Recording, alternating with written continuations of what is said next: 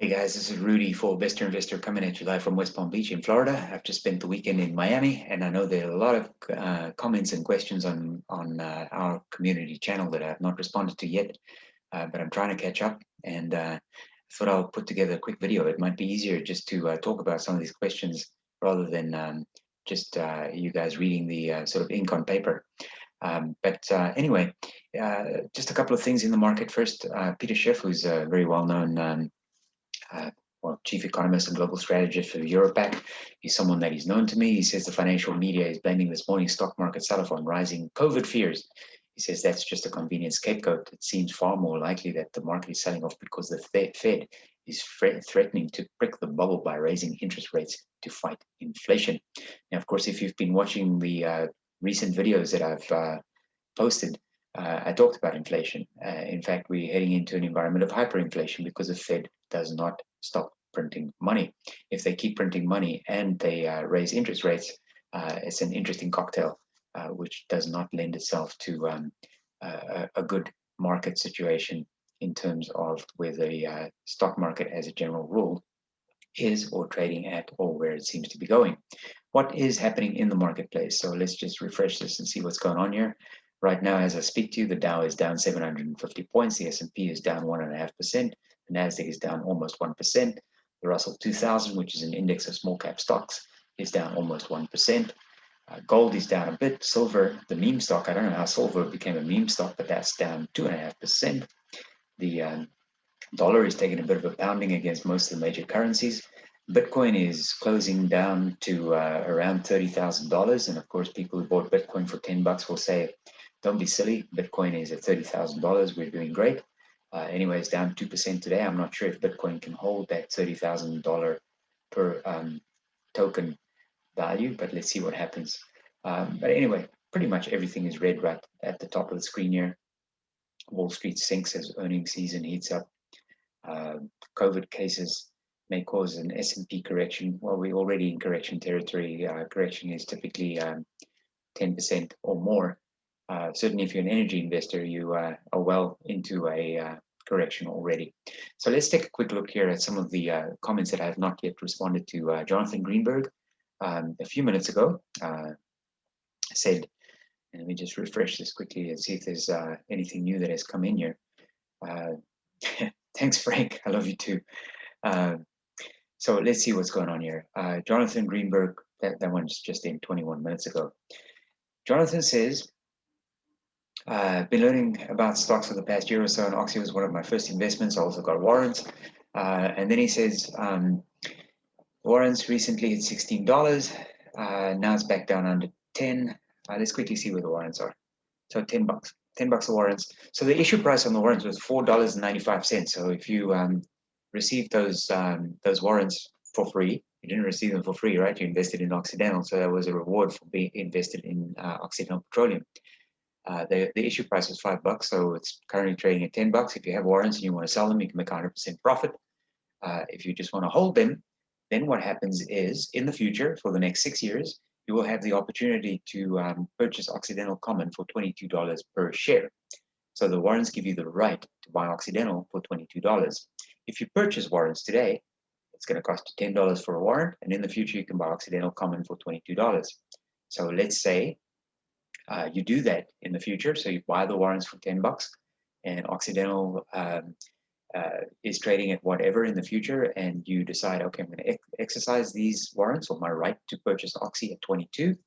Then your purchase price is the cost of the common, which is 22, plus the cost of the warrant, which today is about 10 bucks, so $32. So if Occidental at that point in time is trading at $62, you have a gain of $30 per share, which will be a taxable gain because it's taxable income. So that's kind of a quick snapshot of the warrants. But Jonathan did say, I'd love to see a video on Oxy and the other warrants. So maybe I'll do an update on that one in the near future. Steph mentioned that half of oil production is going to cars. Many countries are laying the path for mandatory electric vehicles. This is putting a drag on future oil consumption, is it not? So right now, Steph, and this is kind of just a sort of more a macro answer to your question. Electric vehicles have a market share of about 2%, maybe 3% or so. So whatever the number is, it's relatively small. which means if most of or half of oil production is going to cars, and by the way, if you say cars, let's talk about transportation. It's also going to trucks and planes and trains and ships and so on. But let's say half of oil production is going to cars, and that is correct.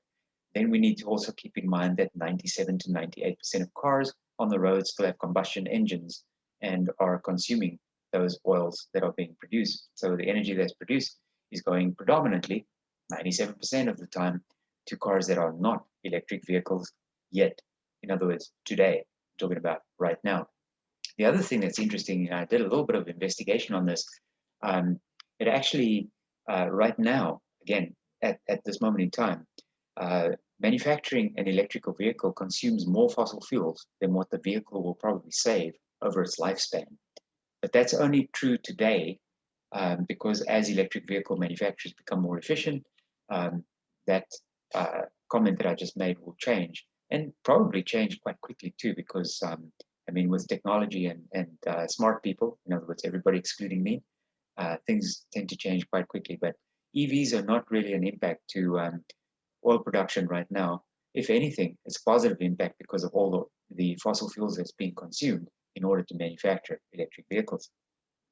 A comment here from Russia. I cannot speak Russian, so I'm not familiar with the names. I can't say it. I'm very sorry. What do you think about the OPEC decisions today? Oil will go down, but soon is report the Oxy company. And what price can we see this week? Another question here, the same thing, the OPEC meeting result. What happened during the OPEC meeting result? So where was the news on this one? So let's see if I can find something on Yahoo related to OPEC. Oh, private company. Sorry, wrong place. Let me go back to news instead. I will search OPEC from here. I was in the wrong page. So OPEC's latest decision. So yeah, so I've got a number of different fake media sites here. So let me see if there's one that I can trust that I can go to. You know, let me do this. OPEC effectively made a decision to say we're going to increase production by 400,000 barrels per day. That's a good decision, and it's not material. 400,000 barrels per day is less than half of what Occidental produces on its own, because Occidental is still producing approximately 1.1 to 1.2 million barrels per day. So if OPEC, as a sort of cartel, says we will make available an additional 400,000 barrels per day, they are actually to be commended for the exceptionally good way in which they have been managing the oil supply from their vantage point, and as a result, also the price. It's not in OPEC's interest to crash the oil price, right? They don't want to tank the price. For many of those countries, oil is their primary and sometimes the only significant or material export product they have. I have a friend who is Iranian, and he says, he said to me, I'm not sure why the US always wants to interfere with Iran. Iran have been manufacturing Persian rugs and growing pistachio nuts and related type of agricultural products for hundreds and hundreds of years. And the oil only sort of came later. It's literally the only source of income they have. And it's material in the context of Iran producing, I think it's about 4.5 million barrels or so per day. That's their capacity. But all the stuff related to sanctions on Iran and all that, they're just red herrings. It's just news media stuff, because Iran is producing oil today and they are selling it regardless of US sanctions. I mean, where do you think it's going? So countries like India, China are consuming Iranian oil. The OPEC result is really, in essence, a good result. Only 400,000 barrels per day, while the demand right now is edging closer and closer to 100 million barrels per day. It's pretty much okay. It's all good. Someone says, thank you, Rudy. Thank you to you too. Thanks for watching and staying with us. Wild Saddle wanted to share a video with us, and he said the YouTube kicks out the links. I just want you to know it's not me. I don't censor anything. You're more than welcome to say whatever you'd like. Of course, compliments are very nice and kind, but you can say whatever you want. I don't censor anybody. If you disagree with me, please disagree with me loudly so that we can have a discussion and all get educated in the process. Wildsaddle recommends that we Google the fog of energy ignorance and watch that video. So if you have time to do that, make a note and write that down, the fog of energy ignorance, and watch that video. I will watch it later, Wildsaddle, and I will give you some comments related to that once I have watched the video. Same thing, he wanted to post the article and the video. He said originally, I don't want to paste it on your blog since it might be trading on your topic. No problem. You say anything you want. Wildsaddle also said that right now the oil companies, especially Oxy, are undervalued. Oxy is now almost getting to the point where it's oversold, right? So undervalued is almost a nice soft way to say it's heading towards oversold. Great valuation metrics. We expect blowout earnings. That would be nice. I think Q2 for Occidental is going to be pretty good. Your energy on SM Energy is a company I haven't looked at for a long time. SM, I'm sure at one stage it was like almost $100 stock. It's $20, down 5.5% today. Let's quickly take a $2 billion market cap, negative EPS. Let me just look at the chart quickly.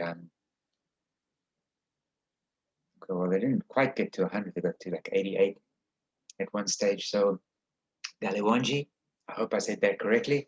I don't really have an opinion on SM Energy.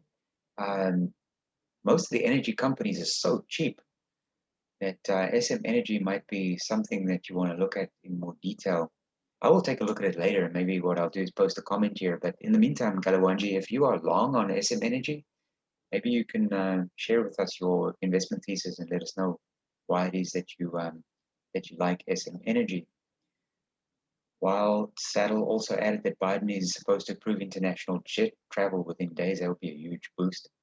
Here's an interesting comment. He says, I'm watching the SpaceX spaceport building with Starship in Texas, a major facility, and I watch the vehicles go in and out, and I rarely see an electric vehicle. These are people who literally build rockets. They're not really into driving electric vehicles. Interesting comment, Wildsaddle. I wouldn't be surprised if most of the people who work there and build rockets drive something like a Ford F-150 truck or something. Brendan says, I don't have a ton of diversification, but my CRMT went up today, offsetting my oil drops. That was 2 days ago, so it's probably from Friday. Feels better to have small red numbers than big. Yeah, it always feels better. It's like we're all emotional beings, right? So when the stock market goes down, you feel bad, and when it goes up, you feel happy. It's just the way it is. Mr. Burke gave us a little bit of a comment here that relates to history. I like reading Robert Burke's comments because he always has some really interesting stuff to share. Americans could experience a thriving and flourishing as in the 50s, except 1,000 times that. America would produce for all these other nations, which stupidly stayed more or less shut down from 2020 to 2025. I'll have to take another look at that one and maybe comment later. Steve Allen says, what we are seeing is oscillation from fear to greed. Sorry, to fear from greed. Perfect. I got it exactly the wrong way around. I took advantage of the opportunity and bought some more warrants today, right? So as we said at the start of this video, warrants are trading at about $10. So it gives you the right to buy Occidental in the future for $22, right? So the cost of the warrant plus the cost of the common, whatever it's trading at that point in time. So the cost of the warrants plus $22, and the difference will be your taxable gain sometime in the future. Jared says there's some weird stuff going on in the market right now. Bond yields below inflation levels, oil stocks lower than expected. Something is wrong. I don't know what to make of it. Well, Jared, as I started off, the experts don't even know what to make of it. You can say, well, Peter Schiff says it's because the Fed is threatening to prick the bubble by raising interest rates. I'm not too sure. I think it's just a regular correction in the marketplace right now. Matthias commented here a couple of different comments. He firstly replied to the discussion that I had on the channel with Holger, and Matthias and Holger are both in Germany. I mean, it's really sad the way that some areas of Germany, especially along the Rhine River, are being flooded. Some of those cities are 1,000 years old. They were not built for flooding. They've been flooding, by the way, for centuries too. It's a horrible situation. Anytime there's a large loss of life, it's just terrible. I think I saw a report, might have been this morning or yesterday. I'm not sure. I've been traveling and trying to catch up, but I think the death toll from the German floods is like 180 or something people. And that's in addition to the loss of property and stuff like that. It's just horrible. He reminded us we can look at the video, and this is worth watching, right? So the Egyptian billionaire Soiris, I hope I say that name correctly. I'm not too sure, but anyway, he has the YouTube link to the video. So if you have time, watch that one. He said 100 US dollar per barrel oil in 18 months. We see oil at $80 this summer. That's very possible. I mean, we're almost at $70. Forget the pullback right now. We're almost at $70 per barrel on WTI. It could very well be 80 or higher during the summer. We're only mid-July. It's a long way to go. Matthias also reminded me of the political upheaval currently in South Africa. Once again, devastating loss of life, loss of property. These are politically motivated riots, or maybe the primary cause of it is political. It's horrible. It's not dissimilar to the situation in Cuba. At least the people in South Africa can still share what's going on because they still have access to the internet, so they can share videos on Twitter and Instagram and Facebook and stuff like that. The people in Cuba just get shut off from media because the government does not want you to know what is going on. Government censorship is becoming a significant problem pretty much anywhere you are in the world, including in the land of the brave and the land of the free. It's extraordinary to think that the United States government will ignore the constitutional First Amendment, which is freedom of speech, and just censor everything they don't like, whether it's related to their policies or their politicians or COVID or whatever the case might be. People should have the ability to think freely and question everything. They should be able to do whatever they want. Bulldog said, have you heard any negative news lately on ET or other pipeline stocks? Not really, Bulldogs. The only news I've been following that's kind of top of mind for me in terms of pipelines is on Pembina. And Pembina in Canada is in a bit of a battle to acquire interpipelines. And the reason for that is that there's a hostile takeover bid from Brookfield. The Brookfield Asset Management is a large multi-billion-dollar company. And I'm not quite sure why Brookfield is bidding on interpipeline against Pembina, but it might just be because they are trying to push the price higher and higher. Unsaid good fundamentals, I think he's talking about Occidental here. It shows good prep to be so above it. 80 asked the question, I answered the question, then he added, I expect the down road to continue. Isn't it better to sell now and wait for a better entry point in the future instead of holding? As we know, Oxy can go down to $20 a share for no good reason. Well, that's a tough one to answer, Addy. It's a tough one for me to try and even pretend to give financial advice to anybody. I wouldn't do that. And one of the reasons why I wouldn't do that, or a few of the reasons why I wouldn't do that, is because I don't know anything about you. I don't know your financial situation. I don't know what your earnings are. I don't know what your expected return on investment is. I don't know what your time frame is when you need the money. I don't know what the investment is in terms of your total portfolio of investments, because you may have some stocks and then you also have property and you may have other investments too. I have no idea. The macro answer to your question is, isn't it better to sell now and wait for a better entry point? Well, that depends on what your cost basis is, I guess, right? If your cost basis is $20 and you sell now and you sell for $25, say, if you're happy with $5 per share and you want to wait until Oxy goes back down to whatever, $10 a share, you can take that chance and then cash $5 profit. Firstly, if you need the profit, take the money. Yeah, it's as simple as that. There's no reason for you to stay invested in a stock if you're scared it's going to drop all the way to $10 and you're going to lose money. No need for you to stay in the stock. If you're in a profit or a realized gain type of situation and you want to take the profit, take the profit.